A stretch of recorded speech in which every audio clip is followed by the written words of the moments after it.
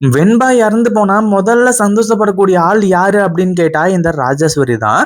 ராஜேஸ்வரி வந்துட்டு நம்ம விஜயோட சொத்துக்காக எவ்வளவு ஆசைப்பட்டுட்டு இருக்கா அப்படிங்கிறதெல்லாம் நமக்கு நல்லாவே தெரியும். அதாவது வெண்பாவோட விஷயத்துல மட்டும் இல்ல, மல்லிய மட்டும் இந்த வீட்டை விட்டு விரட்டணும் அப்படின்னு சொல்லிட்டு வந்து நினைக்கல. விஜயையும் சேர்த்து விரட்டணும், மொத்த சொத்தையும் வந்து அடையணும் அப்படிங்கிறது தான் இந்த ராஜேஸ்வரியோட நோக்கம். ஆனாலுமே வந்து இங்க நல்லவ மாதிரியே நடிச்சுக்கிட்டு இருக்கா. விஜய்க்கும் நல்லாவே தெரியும். ஏன்னா ஏற்கனவே விஜயையும் இவ அடிச்சு விரட்டினவதான். அதே மாதிரி இப்போ நம்ம வெண்பா வந்து ஆக்சிடென்ட் ஆகி இறந்துட்டாங்க அப்படிங்கிற மாதிரி நியூஸ் வந்து, அதே சமயத்துல இப்போ நம்ம வெண்பாவையும் நம்ம விஜய் வந்து கண்ணால பார்க்கக்கூடிய ஒரு நேரம் வரப்போகுது அப்படின்னே சொல்லலாம். அதாவது ஹாஸ்பிட்டல்ல நம்ம வெண்பாவுக்கு இப்போ ட்ரீட்மெண்ட் நடந்துகிட்டு இருக்கு. நம்ம வெண்பாவுக்கு ஒரு சின்ன ஆக்சிடென்ட் நடந்து வெண்பாவை கொண்டு போய் ஒரு ஹாஸ்பிட்டல்ல வந்து அட்மிட் பண்ணி சேர்த்திருக்காங்க. அந்த ஒரு இடத்துல தான் இப்போ விஜய் பார்த்து எப்படியோ ஒரு வழியா வெண்பாவை கண்டுபிடிச்சிட்டோம், வெண்பாவோட உயிருக்கு எந்த ஒரு ஆபத்துமே இல்ல, எப்படியோ ஒரு வழியா அவளை காப்பாத்திட்டோம் அப்படின்னு சொல்லிட்டு ரொம்ப வந்து இப்போ சந்தோஷப்பட போறாங்க. ஏன்னா இத்தனை நாள் வெண்பாவுக்கு என்ன ஆச்சோ, யாரு கடத்திருப்பாங்களோ, எங்க கொண்டு போய் வித்திருப்பாங்களோ அப்படிங்கிற மாதிரி வந்து சொல்லி பயங்கரமா வந்து பயம் இருந்துட்டு இருந்துச்சு. இப்போ வெண்பாவ தன் கண்ணால பார்த்ததுக்கு அப்புறம் தான் விஜய்க்கு உயிரே வருது அப்படின்னு சொல்லலாம். பட் இருந்தாலும் கண் முழிச்சு பார்க்காம இருக்கிறது உண்மையிலேயே விஜய்க்கு ஒரு மிகப்பெரிய அதிர்ச்சியா இருந்துட்டு இருக்கு அப்படின்னே சொல்லலாம். அதே மாதிரி இப்போ டாக்டர்ஸும் வந்து ட்ரீட்மெண்ட் வந்து பார்த்துக்கிட்டு இருக்காங்க. அதுவும் இல்லாம இப்போ நம்ம விஜய் கிட்ட வந்து ஒரு 2, 3 பேர் வந்து சாரியும் வந்து கேட்குறாங்க. ஏன்னா இப்போ நம்ம வெண்பா வந்து தவறுதலா, அதாவது அவங்களா ஓடி வந்து கார் வர்றது எதையுமே பார்க்காம இருந்ததுனாலதான் அங்க வந்து கார்ல அடிபட்டு கொஞ்சம் காயம்லாம் வந்து ஏற்பட ஆரம்பிச்சிருச்சு. அதுக்கப்புறம் தான் வந்து அங்க இருக்கக்கூடியவங்க வந்து இந்த மாதிரி நாங்க மெதுவா தான் வந்துகிட்டு இருந்தோம், அதே மாதிரி உங்க பொண்ணு தான் வந்து குறுக்க வந்துட்டாங்க, என்னை மன்னிச்சிருங்க அப்படிங்கிற மாதிரி வந்து சொல்றது. அதே மாதிரி நாங்க தான் வந்து கொண்டு வந்து உங்க பொண்ணை எங்க ஹாஸ்பிட்டல்ல அட்மிட் பண்ணிருக்கோம், எவ்வளவு செலவானாலும் பாத்துக்கிறோம், எந்த ஒரு பிரச்சனையும் இல்ல, உங்க பொண்ணுக்கு எந்த ஒரு ஆபத்தும் வராது, உங்க பொண்ணை காப்பாத்திடலாம், நீங்க கவலைப்படாதீங்க அப்படிங்கிற மாதிரி வந்து சொல்லியிருக்காங்க. அதே மாதிரி இப்போ அவங்க மேல எந்த ஒரு தப்பும் இல்லை. ஏன்னா அவங்க நார்மலா கார் ஓட்டிட்டு வந்தாங்க. ஆனா நம்ம வெண்பா தான் வந்து அந்த ரவுடிங்க கிட்ட இருந்து தப்பிச்சு ஓடக்கூடிய சுச்சுவேஷன்ல இந்த மாதிரி வந்து மாட்டிக்கிட்டாங்க அப்படிங்கிறது தான் மிகப்பெரிய உண்மை. அதே மாதிரி இப்போ நம்ம மல்லியும் வந்து அந்த இடத்துல இருக்காங்க. நீங்க எதுக்காக வந்து இப்போ மன்னிப்பு கேக்குறீங்க, அதாவது நீங்க மட்டும் இல்ல அப்படின்னா கண்டிப்பா எங்க பொண்ணை நாங்க பார்த்திருக்கவே மாட்டோம். அதே மாதிரி இங்க என்ன நடந்துச்சு அப்படின்ற ஒரு விஷயம் எல்லாமே தெரிஞ்சு கடைசியில மல்லி இருந்துட்டு அவங்க கிட்ட நன்றி சொல்றாங்க. வெண்பாவோட உயிருக்கு எந்த ஒரு ஆபத்தும் வராது, வெண்பாவை வந்து டாக்டர்ஸ் காப்பாத்திருவாங்க, அதுவும் இல்லாம வெண்பாவுக்கு எந்த ஒரு தப்பும் வந்து நடக்காது. ஆனா கண்டிப்பா வந்து இந்த ஒரு விஷயத்துல வந்து நாங்க தான் உங்களுக்கு நன்றி சொல்லி ஆகணும் அப்படிங்கிற மாதிரி சொல்லி அடுத்ததா மல்லியும் விஜயும் சொல்ல போறாங்க. ஏன்னா டாக்டர் வந்துட்டு சொல்லக்கூடிய ஒரு விஷயம் அந்த மாதிரி.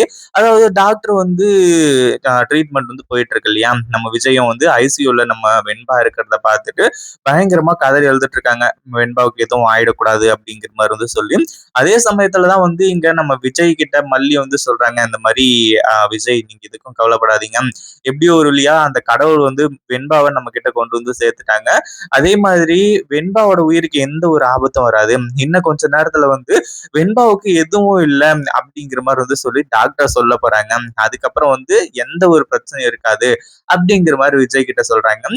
அதே மாதிரி இப்போவாச்சும் என்ன மன்னிச்சிட்டீங்களா இல்லையா விஜய், நீங்க சொல்லுங்க, எனக்கு வந்து என்ன பண்றதுன்னு ஒண்ணுமே புரியல, இல்ல வந்து என் மேல இன்னமும் கோவமா இருக்கீங்க அப்படின்னா நான் வெண்பாவை வந்து உங்ககிட்ட ஒப்படைச்சிட்டு நான் பாட்டுக்கு வந்து கிளம்பி போயிட்டே இருக்கேன், இனிமே நான் இங்க இருக்க போறது கிடையாது, நீங்க சொல்ற ஒரு பதில்ல தான் வந்து எல்லாமே இருக்கு அப்படிங்கிற மாதிரி மல்லி சொல்றாங்க. ஏன்னா மல்லி ஏற்கனவே ரொம்ப வந்து மனசு உடைஞ்சு போயிருக்காங்க. இந்த மாதிரி இந்த கதிரேசன் எல்லாம் இப்படி பேசினாங்க, அந்த ஒரு டைம்ல எல்லாம் வந்து எதுவுமே சொல்லவே இல்லையே, இத பத்தி எதுவுமே கேட்கவே இல்லையே அப்படிங்கிற மாதிரி வந்து சொல்லி நம்ம மல்லி ரொம்ப ஃபீல் பண்ணிக்கிட்டு இருந்தாங்க. ஆனா இப்போ வந்து எல்லாத்துக்குமே வந்து தெளிவா வந்து விடை கிடைக்க போகுது. அதுவும் இல்லாம நம்ம விஜய் கோவப்பட்டார தவிர மல்லி வந்து வேணாம் அப்படிங்கிற மாதிரி நினைக்கல. ஏன்னா மல்லிக்கு முன்னாடி ப்ரிஃபரன்ஸ் யாருக்கு அப்படின்னா வெண்பாவுக்கு தான். வெண்பா தான் வந்து முக்கியமான ஒரு ஆள் அப்படிங்கிற ஒரு விஷயம் வந்து இதுல எல்லாருக்குமே நல்லாவே தெரியும். ஏன்னா வெண்பாவை தான் விஜய் வந்து உயிருக்கு உயிரா வந்து நினைப்பாங்க, அதுல எந்த ஒரு சந்தேகமும் கிடையாது. ஆனா அதே சமயத்துல இப்படிப்பட்ட விஷயங்கள் நடக்கும் அப்படிங்கிற ஒரு விஷயமும் யாருக்குமே தெரியாம இருந்துச்சு. இப்போ டாக்டரும் வந்து நம்ம மல்லி சொன்ன மாதிரி வெண்பாவுக்கு எந்த ஒரு ஆபத்தும் இல்லை அப்படிங்கிற ஒரு விஷயத்த பத்தி சொல்றாங்க. அதுக்கப்புறம் தான் வெண்பா கண்ணு முழிச்சு இந்த மாதிரி வந்து என்ன வந்து அதாவது அங்கருந்து நான் தப்பிச்சு வந்துட்டேன்.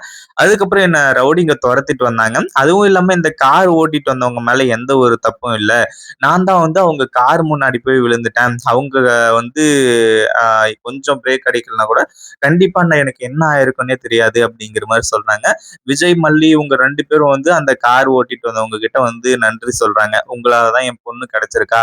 இல்லன்னா மறுபடியும் வந்து அந்த ரவுடிங்க கிட்டயே வந்து மாட்டிக்கிட்டு இருப்பா. அதுக்கப்புறம் என்ன நடந்திருக்கும்னு சொல்லிட்டு எங்களால யூகிக்க கூட முடியல அப்படிங்கிற மாரி வந்து சொல்லி, அவங்க கிட்ட மன்னிப்பு கேட்கிறாங்க. அதே மாரி இப்போ நம்ம வெண்பா வந்து இந்த மாரி அதாவது மல்லி மேல வந்து கேட்கறாங்க இல்லையா? மல்லி மேல வந்து விஜய் கோவமா இருக்கிறது, இது எல்லாத்தையுமே பார்த்துட்டு, இந்த மாரி மல்லி அம்மா மேல எந்த ஒரு தப்பும் இல்லடாடா. அதுவும் இல்லாம அன்னைக்கு வந்து கோச் தான் வந்து ஃபோன் பண்ணி இந்த மாரி பேசுனாங்க. அதே மாரி நானும் ரொம்ப அடம் பிடிச்சதுனால தான் மல்லி அம்மா வந்து என்ன கூட்டிட்டு போனாங்க. அவங்க மேல எந்த ஒரு தப்பும் இல்ல. அவங்க மேல வந்து கோவப்படாதீங்க. அப்படிங்கிற மாரி வந்து சொல்லி நம்ம வெண்பா இருந்துட்டு எல்லாத்தையுமே சமாதானப்படுத்துறாங்க. உண்மையிலேயே இது எல்லாமே ரொம்ப ரொம்ப நல்ல விஷயம். அதுவும் இல்லாம இந்த ஒரு விஷயத்த எதிர்பார்க்கவே இல்ல அப்படின்னு தான் சொல்லணும். அதுவும் இல்லாம இப்போ வந்து நம்ம விஜய்யும் இருந்துட்டு, "இல்ல மல்லி, நான் வந்து கோவத்துல எதுனா பேசிருவேனோ அப்படின்னு சொல்லிட்டு தான், நான் உன்ன வந்து கொஞ்ச நாளைக்கு என்கிட்ட பேசாத, வெண்பா கிடைக்கிற வரைக்கும் பேசாத அப்படிங்கிற மாரி வந்து சொன்னேன். மத்தபடி வேற ஒண்ணுமே கிடையாது." அப்படிங்கிற மாரி வந்து சொல்லி நம்ம விஜய் இருந்துட்டு மல்லி கிட்ட மன்னிப்பு கேட்குறாங்க. இப்படிப்பட்டு அதாவது இவ்ளோ நடந்து எப்படியோ ஒரு வழியா 3 பேரும் ஒண்ணு சேர்ந்தது ரொம்ப நல்ல விஷயம். இத பத்தி நீங்க என்ன நினைக்கிறீங்க? இந்த வீடியோ புடிச்சிருந்தா லைக் பண்ணுங்க, ஷேர் பண்ணுங்க. இப்பதான் நம்ம சேனலுக்கு ஃபர்ஸ்ட் டைம் வர்றீங்க அப்படின்னா, கீழ இருக்க சப்ஸ்கிரைப் பட்டன பிரஸ் பண்ணிக்கோங்க.